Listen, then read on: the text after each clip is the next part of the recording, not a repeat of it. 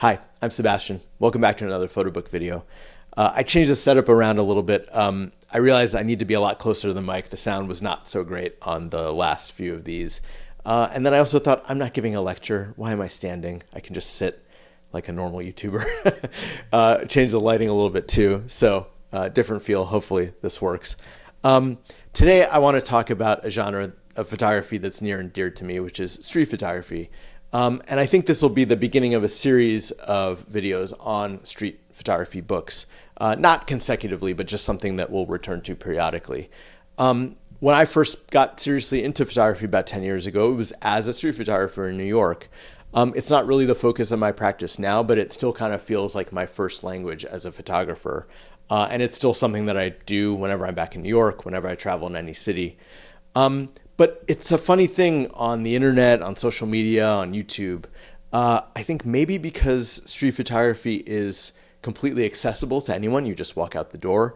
But it's also kind of scary if you haven't done it, and it feels maybe like a little socially transgressive. And then, of course, it opens up a lot of ethical questions, which I think that generates clicks. So as a result, there's just so much garbage content on the internet about street photography, and so many people talking about it and teaching it who have no idea what they're talking about, whose concept of a great street photo is like a wall with a shadow and somebody walking by it. So it's an area where obviously I have strong opinions, but I feel like I can back them up. I'm not normally the type of person to toot my own horn about much of anything, but in this case, I've put in the time, I've put in the miles walking. You can go to my website and see my work, and I'll put a link in the description just so you have as a reference. But when I share an opinion, when I talk about this topic, I feel like it's coming from a place of experience, and it's hopefully worth something. Okay, so before we go further, this term street photography, what are we even talking about? I'm going to give you my definition, which is that basically I think that there's three elements that have to be present for a body of work to be considered street photography. So one is people. It's a genre primarily about people. Another is public space. It's not in private spaces. It's somewhere that anyone can access. And the third is that there's generally no interaction before the photos are taken. There are definitely exceptions to all three of those. But I think if you only have one or two, it probably isn't street photography. If you have all three, it probably is street photography. All right, so today I want to start on this topic by looking at two books that fall under my definition of street photography that use repetition in really interesting ways. So the first is 42nd and Vanderbilt by Peter Funch, and the second is Twirl Run by Jeff Mermelstein. So why is this interesting, repetition? Well, to me, great street photography really isn't about what's in the individual picture. And I think that that's something that social media gets wrong too. I always laugh, like in the early days of posting street photos on Instagram, like 10 years ago, I remember there was a comment that kind of became a joke, which was great capture, like great capture, bro. And I think that kind of expresses something about street photography, that there's this element that's just like pointing, capturing stuff, just pointing at things. Oh, look at this crazy or interesting or funny thing.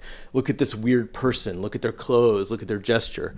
And also, I think largely due to social media, there's this emphasis on like individual bangers, just a shot that because of something crazy that happened or the composition that just has an obvious appeal. And I think looking at everything, 2 inches wide on a little screen has a lot to do with that, what carries in that format.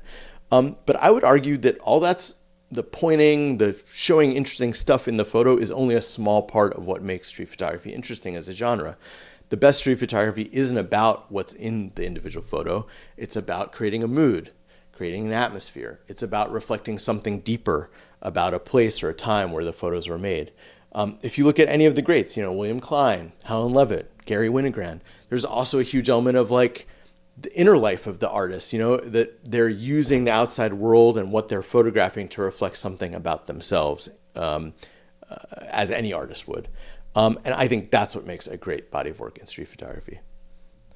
So both of the books we're going to look at today take this idea kind of to its logical endpoint, where there pretty much are no bangers. It's not exactly true, but it's not about the individual photos at all. It's about how the group of photos operate together as a body of work. And both of them use repetition in pretty different ways. 42nd and Vanderbilt is all photos taken from the same place, the same vantage point, but over time, kind of saying something about our rituals and habits as people. Whereas Twirl Run repeats photos that are taken all over New York City, but of the same gesture and action, which I think is saying something about New York City as a place, saying something about kind of our collective neuroses as people. And the picture making, I think, is sort of like a tic or a neurosis. So they're both really interesting bodies of work. They're both books that I really love. So let's switch to the overhead view and take a closer look.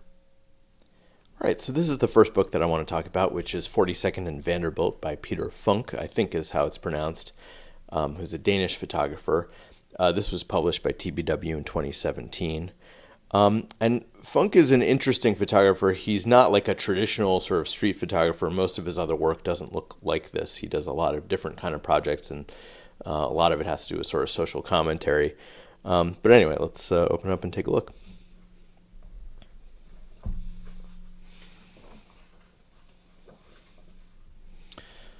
So one small gripe I have with this book off the bat is this right here, between 8:30 a.m. and 9:30 a.m. from 2007 to 2016 at the southern corner of 42nd and Vanderbilt Avenue in New York City. So this is a little bit misleading. We'll see at the end of the book.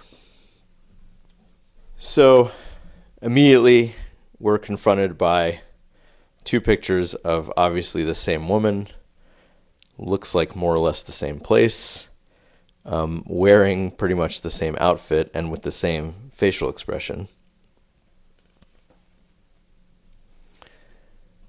And then another one, different outfit this time, but same bag, same posture, same facial expression.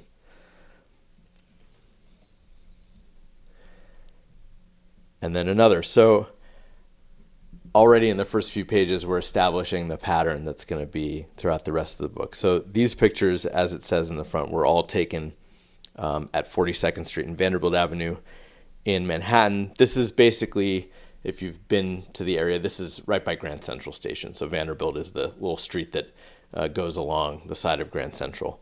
And it looks to me like these are people walking along the south side going west, like into Midtown. Commuters, 8:30 a.m. to 9:30 a.m. And at the end of the book, it'll show the exact dates and times of all of these photos. But basically what he's doing is he posted up in that spot with a fairly long lens, it looks like, and is just taking pictures of people as they're walking by.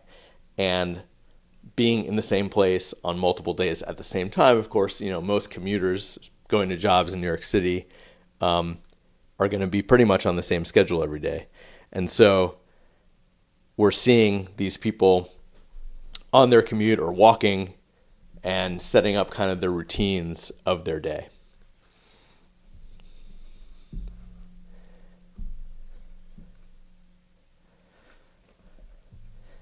But as you start looking through it, it starts to get really interesting because, of course, everyone has their routine, you know, their morning routine of getting ready, getting dressed, you know, how they actually commute, what transportation they take, the route that they walk, all of those kind of things.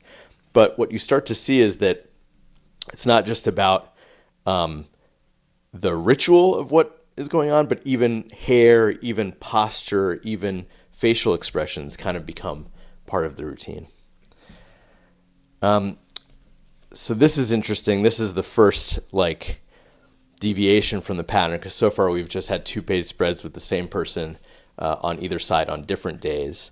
And here we have a third picture of this guy. And now if you pay attention to this woman here, we're going to pick up her. So now there's another one of the two of them. And now it's her. And we've switched over to another picture of her on a different day. It's a really interesting kind of like layering or staggering of the people that he's following on their commute.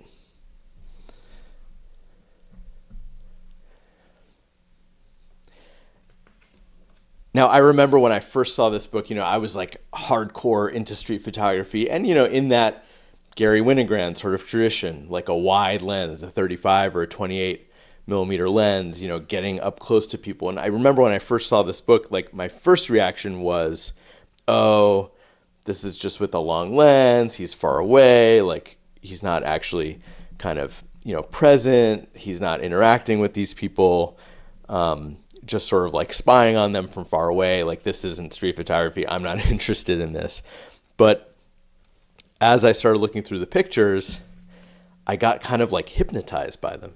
Because even though they're from a little bit of a distance, even though it is a long lens, and, the people for the most part are not aware that they're being photographed, there is this like intimacy, because the way that the people are seen in these photos, like, you really start to focus, especially, comparing from one photo to the next, you really start to zero in on the details of the hair, of the clothing, of the posture, in a way that I think if it was just one-off photos of commuters, you wouldn't do. Like, you would just kind of take a wider look at the scene and you'd move on. Whereas seeing people in repeated images like this, especially knowing that these are on, different days, you really, initially you start to just like compare and contrast. Oh, she's wearing something different. Oh, but the necklace is the same. But pretty soon, to me, it kind of goes beyond that. Like, it becomes, there starts to be like almost an emotional resonance between the pairs of photos, as opposed to just like the data of what is the same and what is different. Another moment where this photo is of course focused on her, but we pick up this guy and then we see him again on 2 other days.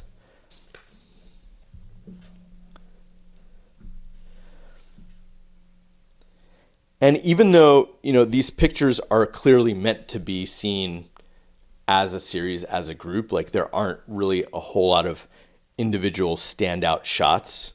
Like, if you just saw one of these pictures by itself, I feel like you might kind of ignore it. It's not necessarily that interesting. But on the other hand, again, spending time with them a little bit, there are interesting visual elements. The light in particular, I think, is really interesting. Like, there's almost kind of like what some people call like a no flash corner, where I think because of the reflected light from some of the buildings, it almost looks like a fill flash. There's the light coming this way, I think coming from the east, kind of backlighting everybody, but then there's definitely like a fill light that's coming from probably reflections. So the lighting is actually really interesting. This pair I love. I think this is actually, I remember when I first saw this book, this was the moment that I was like, whoa. So talk about routine, not just having the same Dunkin' Donuts coffee, not just holding it the same way as you walk, but if you look closely, I hope this comes through in the video, you can see, because of the light, you can actually see the shadow of the level of the coffee in the cup, and it's right above the writing. And here it's in the exact same place. So it's like at that point in her commute, like walking on 42nd and Vanderbilt, she's at the exact same like point of drinking her coffee. And again, this one actually, she didn't quite drink as much. The level's a little bit higher. But yeah, I think when I saw that detail, I was like, whoa, this is really actually interesting. And going to the theme of repetition that we talked about at the beginning, right? Again, this is not about the individual shot. It's not about the banger. It's not about what an individual picture is doing or what an individual picture captures. This series only works as a group. It's another great pair. I mean, again, the same exact facial expression, the same look, the same posture of her head. It's really incredible, holding the iPod in the same way. And third one. The book also has a really nice rhythm. It sets up this repetition of the pairs, one after the other, one after the other.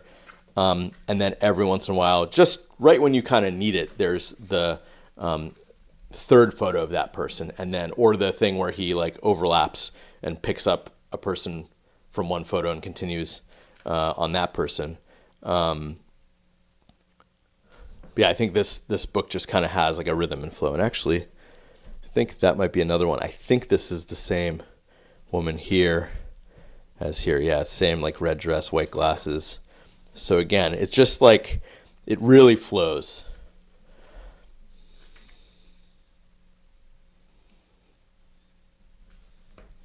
And so I think it's not just presenting you with information, like it's capturing a feeling, a sensation, like the vibe of being a commuter.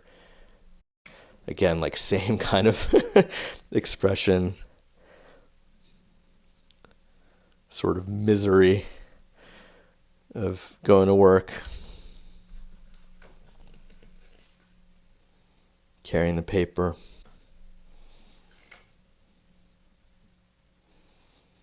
Now we're kind of adding a layer of an interaction between people that's essentially the same between multiple days, which is fascinating. We had the same place in your coffee on your commute is also like, for this guy, this is the moment on his commute where he lights a cigarette. You know, it's like he's out of the train and he's walking. He's got some fresh air for a few minutes. So it's time for the cig.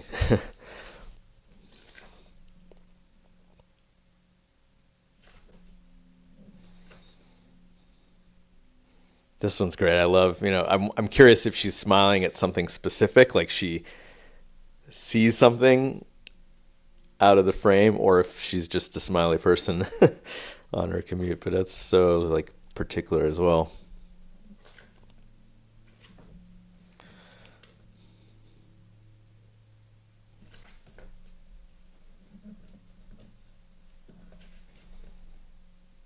Changed her hair here.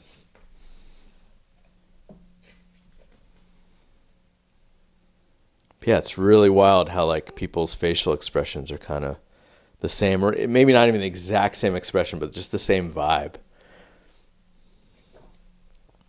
And again, I think we have, this guy we're picking up, and now we follow him on different days. So it's like a commentary really on like, what is a routine? What is a commute? What is a habit? It's a route, it's clothing, it's accessories, your headphones, it's your coffee, but it's also your emotional state. It's like your inner life and your inner emotional state are part of your commute. Oh, this is such a great way to end too. It's like the first photo where the person's making eye contact with the camera, like she's spotted him. And I love that she's spotted him on multiple days. And I think that's the only pair of photos where the person is actually looking at the camera. So, such a strong way to end the series. Again, I think this is masterfully edited. Just the sequencing, the rhythm of it really, really works. So then we have a change of paper, and there's an essay here. But what I think is most interesting, it's called the table of contents, but basically this is like a plate list, and each photo here is repeated just in black and white and small as like a thumbnail, but for each one you have the date and exact time that they were taken. So this is where I said that statement at the beginning where it made it sound like he was photographing in the same place for 9 years is a little bit misleading. The vast majority of photos in this book were taken in June and July of 2012. There's a few from 2007. There's one or two from 2016. But really it's June and July of 2012. So if you look here, it's 2012, July 3rd at 9:09, 2012, July 17th. 2012, June 27th, June 13th, and so on. And we can see, I'm going to look, okay, these are 2007, back to 2012. These are all 2012. And this is not to say anything negative about this body of work. I just think it's a little bit when you read that thing taken from 2007 to 2016, you automatically, I think, assume that this is like, an ongoing activity over that whole amount of time. And the reality is a little bit more nuanced. So again, this is not a criticism because it still works as a body of work. But it is interesting that he chose to put that at the beginning of it. I've even seen some very like superficial analyses of this book that's like, photographer standing on the same place for 9 years, took these photos. Like, not exactly. It's really more focused. And honestly, I think the fact that it is such a focused amount of time, I almost wish that there wasn't anything from 2007 or 2016. Like, just those few weeks, I think, are enough to make the statement I think he's trying to make. So anyway, just kind of an interesting detail about this book. Again, not a criticism, not a negative.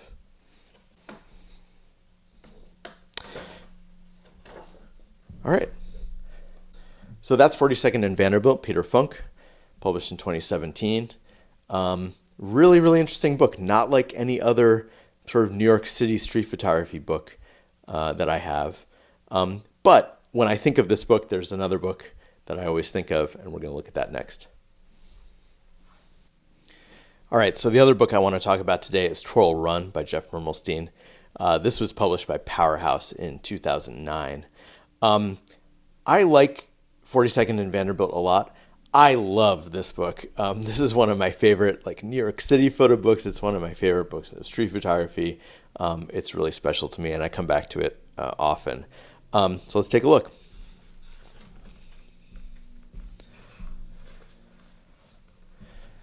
Signed to me, which is always nice. So immediately when we open up this book, we're confronted by this layout. Each page has 3 photos stacked on top of each other with no space in between them. And when you open up a spread, each spread ends up with 6 photos. So what this is about 120 photos of women on the streets of New York twirling their hair. And then there's a break, and then there's another 120 photos of mostly men running, and not running like for exercise, running because they're in a hurry. And first of all, I love how this layout, it really emphasizes the fact that this is not about the individual photos. There definitely are some individual standouts, and I think if I remember correctly in an interview with Mermelstein somewhere, he mentioned that this photo might have been the initial one that triggered the whole thing. And this is a great photo. If you look at it, this photo absolutely stands on its own. The composition's awesome. The light's great. It's just a really cool picture. But for the most part, it really isn't about the individual pictures. Some of the pictures are amazing. Some of the pictures are kind of like sketches or renderings, just sort of barely capturing, what's going on without really, it's not necessarily a completely successful composition. Sometimes the facial expression is a little weird. They don't all work as individual photos that you can imagine on a gallery wall by themselves. But together, I think they just have a really interesting, almost mesmerizing kind of effect. It's like a hypnosis almost. And so I think that the story of this was kind of 2 separate things going on. So the running, if I remember correctly, he had been doing for a while, just as he was going out. Jeff Mermelstein has photographed on the streets of New York City as a daily practice since the early 80s. These photos are, I think the twirling pictures are from kind of mid 2000s, and the running pictures go a little bit further back. But I think I was listening to a podcast interview with him once, and I think he mentioned that the running was just on contact sheets for years. If he saw somebody running and the photo was sharp and you could look at it, he would mark it with not a specific intention, not thinking that it was going to become some kind of project. Whereas the twirling photos, I think, became a little bit more of a conscious effort. I think after he had that initial photo that started him off on it, he kind of started specifically looking for and paying attention to women twirling their hair and just trying to capture it as he saw it. So these photos are from a narrower period of time and more recent. The running photos are kind of from a longer period of time and going a little further back. But I just love the endless variations, so many different versions of how a woman might twirl her hair, a single strand over here or grabbing a whole clump of it. The ones where, the woman clearly is making eye contact with him and knows that he's seeing it. Other ones where it's just kind of catching a quiet moment. Sometimes the person's really close to the camera. Sometimes it's almost, from much further away. He just spotted somebody in the distance. And I think that there's as a photographer, especially when I was, photographing on the streets of New York myself, this book really was influential for, I think, several of us, because it's a good example of this idea of like a trigger.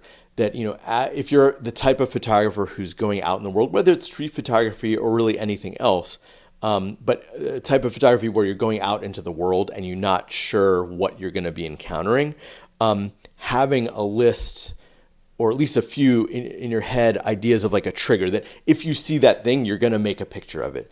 Even if based on where you're standing or how you saw it, like even if that the picture might not come out, like it's not going to be perfect, but you just use it as a trigger. And I think, I can speak from experience of like photographing on the streets of New York.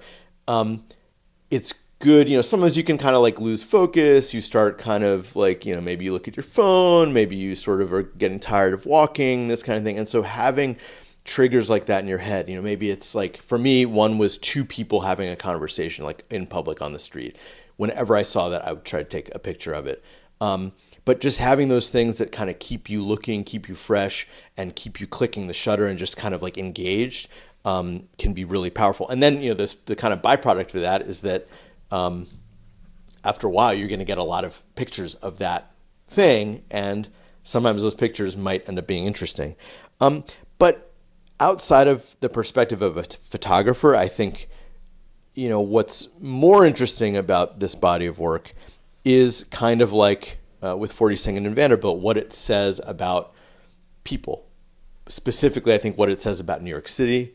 Of course, in New York City, there's this kind of like collective anxiety or neurosis, like I mentioned at the beginning of the video, that, of course, not everybody shares that, but I think it's kind of part of the New York City vibe. It's just like, it's a crowded place, it's an expensive place, it's a tough place to live. And I think a lot of us are kind of like amped up, in New York City and looking for a way to release the tension, or to express the tension. And so I think the twirling, and then we'll get to the running later, which really is an example of like anxiety. But I think it really speaks to anyone who's spent time in New York City. And, I'm not a woman. I've had longer hair, and I did fidget with it all the time when it was long. But, I can relate a little bit to hair twirling. But, even if you don't twirl your hair, I think you can kind of just feel the emotion coming from this. I love this one in the airport at the gate.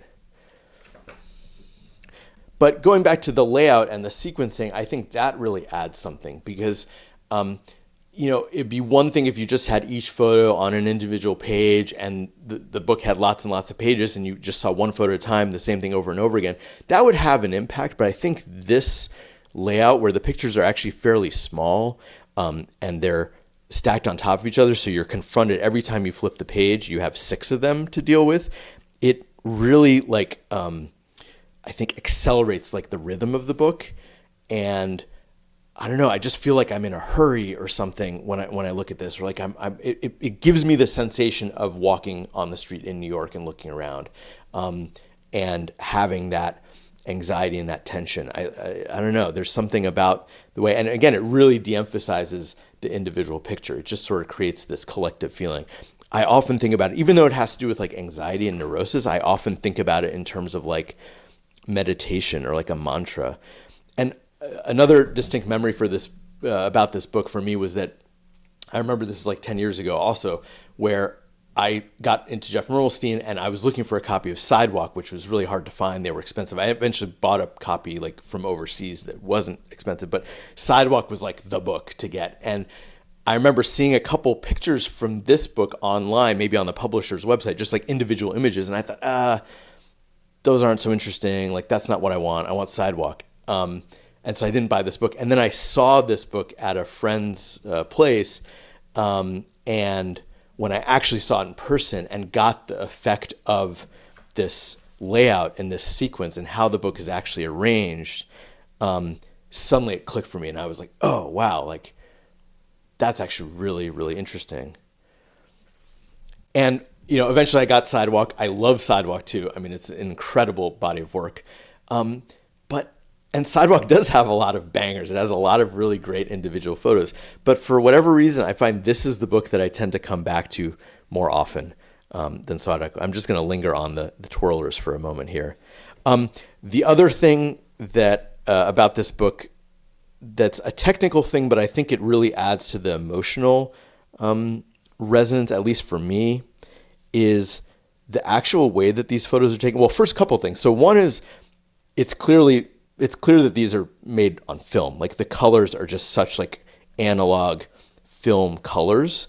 You know, the kind of blue casts and the shadows that you see a lot. So I love that. But then what's really interesting, as opposed to a lot of like street photographers, Mermelstein very often is at a pretty shallow depth of field. He's often like not on the sunny side of the street, like kind of in the shady areas. And he usually uses like a pretty shallow depth of field, at least in this era he was. Or, you know, yeah, there's that famous photo of the guy with the book in his mouth. Also like very shallow depth of field. I mean, you know, maybe he's at like f2, f2.8, something like that, which is really hard to do on the street, right? Because if you have such a shallow depth of field, you're trying to take these photos quickly. Like you have to be good at focusing manually. You know, the shortcut with street photography is like photograph everything at f11, f8, you know, so you have this, you can kind of zone focus, you have this big depth of field, but then you end up with everything in the photo being sharp, which some of these have that. But there's something just so like lush and rich about that like bokeh around, you know, the in focus area, especially the photos where he's focused on something closer to the camera. I don't know, like I can't quite put my finger on what it is about that I like so much, but it just adds to like the emotion of the photos for me, I guess, you know. It just they have a certain feeling. And they also give me nostalgia too. You know, I lived in New York City during this era, like mid 2000s, late 2000s, and it looks and feels like New York City did in those days. So, and again, ending the twirlers here with one of the woman looking directly at the camera, kind of a similar technique. So then there's an essay here by Robin Hemley, which is actually a really nice piece of writing, but we'll skip that for now. And then we get to the runners. So the second half of the book is the exact same layout, same arrangement, 6 photos per spread, but now it's all people running because they're in a hurry. Mostly men. There's a few women in this section. And these photos, you can see some of them are that same era, like mid-late 2000s, but you know, judging by the cars, the clothing, you can tell that some of the photos are earlier than that. These go a little bit further back. But again, like, talk about neurosis, talk about anxiety, just like watching these men running, watching these strained expressions on their faces. And these photos, even more than the twirling ones, I would say really is not about the individual photo for the most part. Like, you know, I think because these men were rushing by, you know, it's like you often, I'm sure for Mermelstein, it's like you could just barely capture them a lot of the time. You know, by the time you notice that they're there, it's like, you know, hard to set up a composition. But again, there are some individual photos. I mean, this one might be familiar to people, of this guy where he caught him like midair and looking at his watch. I don't know if it's coming through on the video. I can try to zoom in a little bit on that one. But yeah, so not only is he midair, but he's actually looking at his watch as he's like running somewhere to a meeting or something. It's pretty great. But again, you know, there's a few of those, but for the most part, it really is not about the individual pictures, just like with the twirlers. That one's great with the hands down like that. And sometimes they clearly see him photographing them, but it's like there's no time to say anything. They're just like, okay, that guy's taking my picture.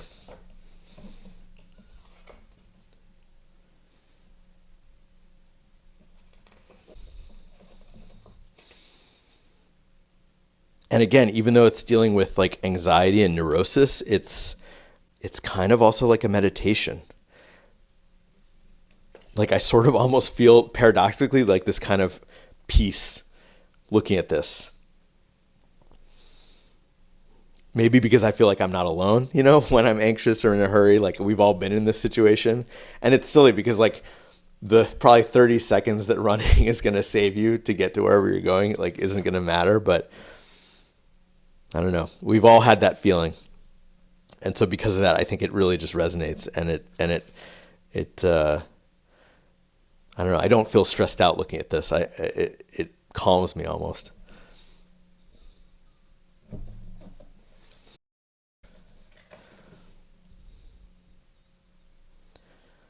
Even this one, another good example, like, this photo is basically out of focus. Like, you would never, print that and have that be in a show by itself as like a great photo. And again, it's not a criticism. It's just like, it's just barely a rendering of the thing. But in this sequence, in this layout especially, it adds its part. And actually the fact that it's so kind of like sloppily rendered amps up that feeling of like, oh, I just, like, guys in a hurry, like it's in a rush. I almost captured the photo, And again, that light, that film color, that analog sort of look, just love it. That's it. So there you go, Twirl Run, one of my favorite New York City street photo books by one of my favorite photographers. All right, so like I mentioned, I think that this is going to be the beginning of a loose series of videos on street photo books, taking advantage of those clicks for street photography. But in any case, I'm glad that you're here. Thank you so much for watching. If you have a second, please like the video. If you're not already, please subscribe. Tell a friend. Keep spreading the word about this channel. Thank you again for watching, and I'll see you here soon.